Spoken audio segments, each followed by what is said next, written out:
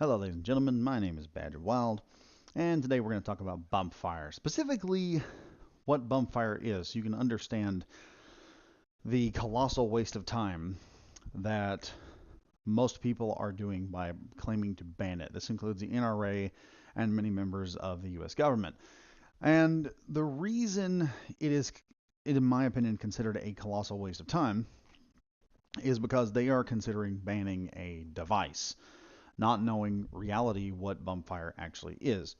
Now, some people have come off and made this stupid claim. You've probably seen it on the news where they claim, oh, bump fire is a full auto facilitator or full auto simulator. No. Bump fire and bump devices, in other words, something tangible that you can pick up, are not actually bump fire. They are bump fire facilitators. And bump fire simulates full auto. You have to understand that in order to get what bump fire is. In terms of what bump fire does exactly is you are taking advantage of the recoil of the weapon, stabilizing your trigger finger, and all you're really doing is using the recoil of the weapon to reset your trigger, thus increasing your number of trigger pulls. Under U.S. federal law, especially the 86 BAM, a bump fire does not qualify as a quote-unquote full auto, because with full auto it is designated that you have to pull the trigger one time, and that is a pull back and hold of the trigger, and if the gun fires no less than 2 bullets, that qualifies as full auto, which is one of the reasons why this is so legal in the United States. It has relatively nothing to do with the rate of fire that comes out, because there are individuals who can exceed the rate of fire of any weapon. They do this through natural ability. To give you an example of what that would be like, kind of like having Usain Bolt, for instance, do a marathon. Now, he could wear Air Jordans or some sort of fancy running shoe. The running shoe does not give him any extra capability. What it does is give him probably slightly more grip and makes him more comfortable and gives him a lighter shoe package. At the end of the day, you can probably put Usain Bolt in a pair of steel-toe combat boots, and the man probably can still break records the average person. He can probably still hit speeds that a regular average person wouldn't be able to reach. And bump fire is the same thing. It's not a simulator of full auto. The stock itself is actually a facilitator of bump fire, which then bump fire simulates full auto. And for those of you who think that, well, Badger, I don't believe you, I think this is just, right-wing propaganda or some bull crap, I gotta tell you, I got a couple of examples here to show you that bump fire stocks really won't make a difference on your laws or safety. Let's do this.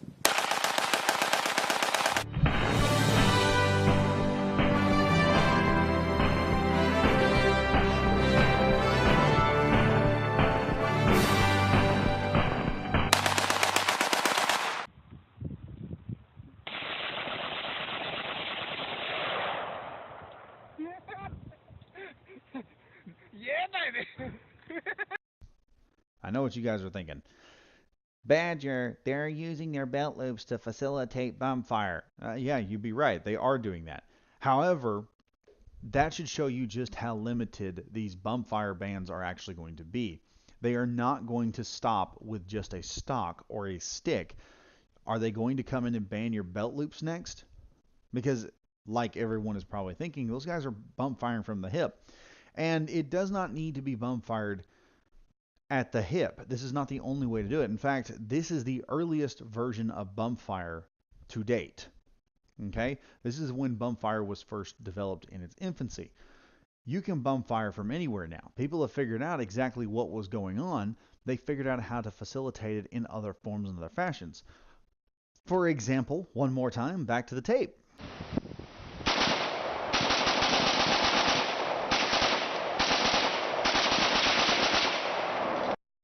So yeah, you probably just seen now how the Vegas shooter could have facilitated bump fire from up in the air. And there are hundreds of videos like this. If you go on YouTube and put in like how to bump fire from the shoulder or how to bump fire from the hip, or really you're not even limited to rifles. Right now we've been showing off like rifles to you guys on what could be bump fired. You can bum fire anything that's semi-auto, and that's what's dangerous about this ban is eventually you can make the argument under this bump fire ban that your semi-auto Glocks, your pistols, many other things could be bump fired. And if you don't believe me, guess what? Badger still has videos of examples right here just for you.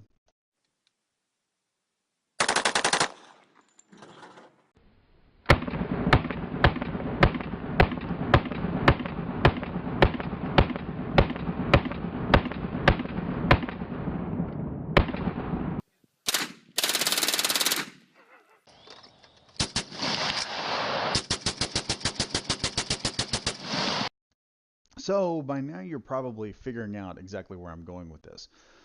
Bumfire is actually a technique. It's a shooting trick, technique, whatever you want to call it. It's simply like a person learning how to quad load a shotgun. Now, quad loading a shotgun just simply means you're shoving 2 shells into the gun at a time instead of just shoving 1 shell in at one time in a tube fed. Now, is there anything wrong with that? No. Does it increase the speed in which you can reload a 12 gauge shotgun with a tube mag? Yeah. Is it illegal? No. In fact, to give you another example of how the law can be limited in dealing with firearms, especially just straight up bans, there was actually an old timer that taught me a trick called fast chamber loading a shotgun. And when you do something like this, he did this almost always with a pump action 12 gauge. This is not semi-auto, pump action. And what he did was he would when he would fire through his ammunition when he would be duck hunting, he would simply grab a couple of shells off of his bandolier and throw them directly into the chamber as he was firing. And then, but basically, to give you an idea, he would pull he would cycle the rifle back, opening the ejection port, throw a shell inside, grab the trigger guard, pull the rifle forward, hit the trigger, discharge the round, pull the slide back, exposing the breech, and continue just shoving rounds in like that by hand. He eventually got good enough at this that it sounded as if he was just firing a semi-auto shotgun. And he told me, for the example to everyone, and why I don't think that you're going to really get anywhere with the ATF looking at this law, or at least looking at how bumfire operates under the current law, under the current NFA and the 86 ban. He said that actually one day he got caught by a game warden, simply heard the 12 gauge rounds going off. Game warden shows up. Of course, when you're duck hunting, you're only supposed to use a 4-round tube, which means you can only have 4 rounds in the tube and in the chamber, total of 5. You can't have over 7. So what ends up happening is the game warden basically tells him, you're about to go to jail, and I'll make your fine that much harsher if you don't show me where your other shotgun is that has the extended mag. And you can put extended mags on tube feeds. You just add an extra tube and a longer spring. Ta-da! You can add about 2 to 3 rounds or even more. Now, while he was sitting there trying to explain to this guy what was going on, the game warden finally said, look, show me what it is you're doing, and if I think it's legal, you can walk if you haven't broken any laws. But I don't think you have, and I'm telling you, you're probably going to jail on this lie. Well, the old timer did exactly what he'd done. He picked about 4 rounds off of his bandolier in his left hand, pulled about 3 off into his right hand, loaded the entire gun up, started firing off. When he reached the end of the chamber, showed the guy he went through an extra 7 rounds. Game warden looked at him for a second and said, you know what? I don't think it should be legal, but that magazine tube can only carry 4 rounds. I know it can only carry 4 rounds, and I've watched you expel almost 10, so there's really nothing I can do about it. And that's pretty much how the ATF are probably going to look at this law. Because, as I stated before, the gun has to fire anywhere. The gun cannot fire any less than 2 rounds per trigger pull. Bumfire is facilitating rapid trigger pull. This is how you're getting around the law. And as I stated before, it's a technique. There's no way, no law that can stop a man from taking those shells, shoving them into the gun, and firing them off in rapid succession. He's basically just popping shells into his gun at an extremely fast, practiced, mastered rate with a mastered skill. He's taken a trick, turned it into a technique, mastered it, and he's now just chucking rounds. theoretically, the man can fire ammunition until the barrel melts off the gun. Is it what the firearm was intended to do? No, but this man's natural skill is superseding the ability of the weapon, or at least the perceived ability of the weapon. And as you've seen with the previous examples, people can, through a little bit of technique, knowledge, and a little bit of physics, supersede the intended purpose of the weapon. And this is where it becomes very dangerous with these types of laws, because ultimately it's going to come down, like I said, to semi-auto. Semi-auto is facilitating this, and people now know it. So what's a liberal nut job who wants to grab all the guns to do? Well, we got to ban another gun law. We got to put another gun law in place that bans semi-autos. Because, oh my God, people can facilitate full auto off of them. And it creates more problems because this is not helping people. It's taking civil rights away from them. Might also add that the very same party that is doing this crap, that is pushing for a bump fire ban and always pushes for gun control, were the very same people who denied many a black man their civil right, mind you, to own a firearm. One in which was Martin Luther King. Which is why I'm always skeptical of these people when they come out there and say, well, we've got to do legislation for this. Nope, I immediately have a racist bell go off in the back of my head because they have done this. Now, for those of you who are wondering, well, I don't think it would come to that, Badger. I don't know if what you're saying is true. I don't see how a person's simple skill could supersede a weapon. And, I mean, like, how fast could a person actually pull the trigger of a weapon? I mean, really, without a bump stock and without bump fire, people couldn't really pull the trigger very fast. Let me introduce you, and I'm going to make sure I got this name right. Let me introduce you to a man named Jerry McCulloch. McCulloch? I don't know. You'll love this guy. Trust me. If you're a gun grabber, this guy is the bane of your existence and the bane of that entire argument. All right, you want to film this one? Yes, sir. Go, Jerry! And in 108-degree heat, I believe it was, down in Mississippi in front of a very supportive audience, he did it. I mean, he did 8 rounds in 1 second on one target. Shooter ready. Stand by. Okay, all right. He did 8 rounds on 4 targets in 1.06. And then he did the 6 shots, a reload, and 6 shots in 2.99 seconds. Stand by.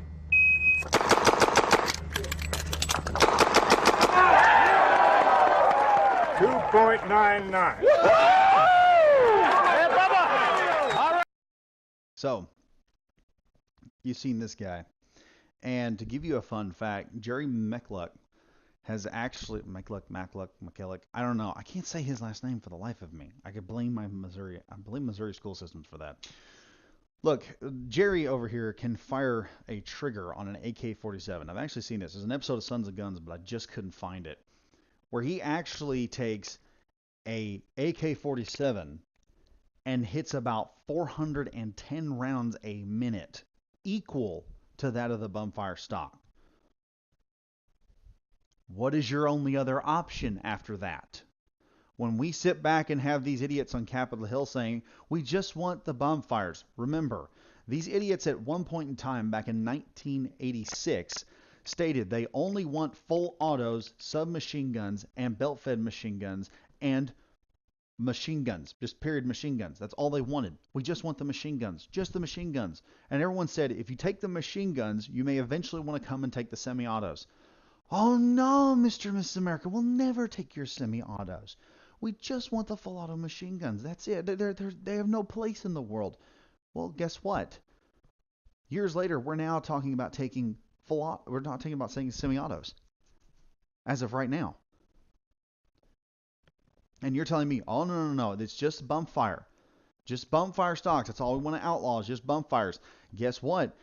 You are going to have someone who will put the time and energy into it, or someone who will bump fire without a stock, and you're going to be sitting there with your hands up like, well, he bump fired. And it's like, actually did a video on this about how liberals mess up the whole Vegas thing, how they're screwing the entire argument up.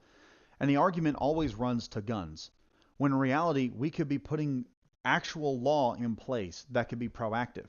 I stated fixing the entire event, deciding where it was going to be placed at, maybe having some Yankee ingenuity for some of you idiots up north, coming up with a better barricade system that could release people faster, or better yet, putting a couple good guys with guns, aka snipers, and having them shoot the guy as soon as the shooter presents himself.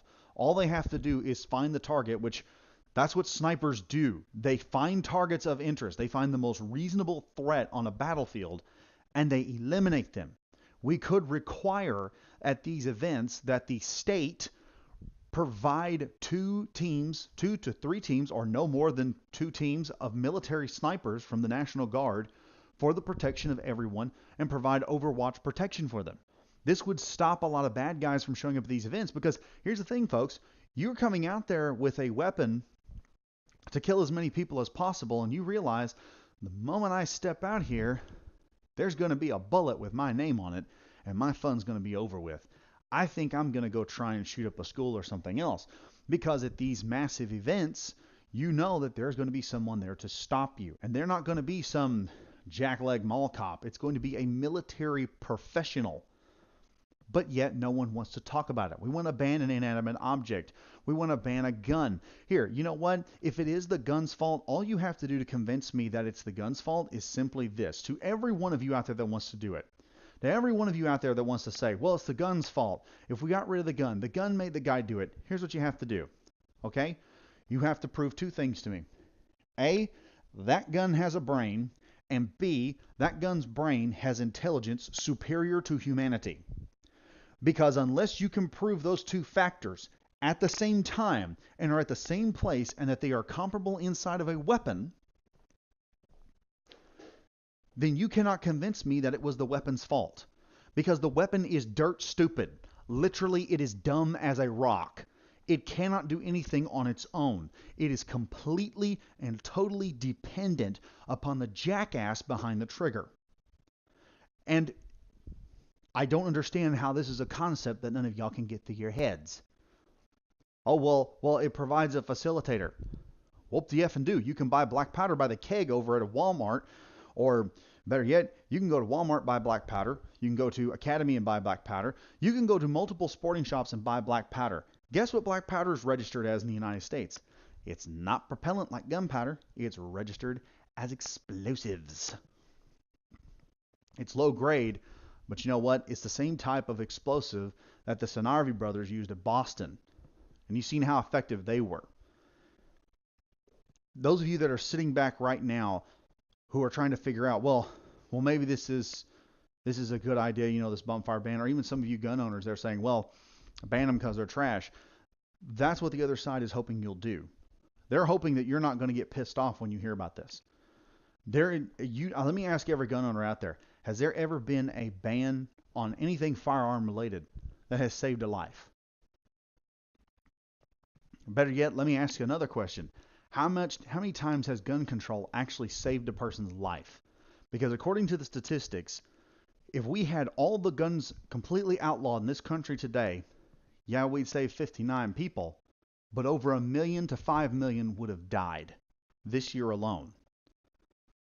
That's how many people are saved, estimated by both the FBI and the American Census Bureau. That's how many people are saved by firearms every year.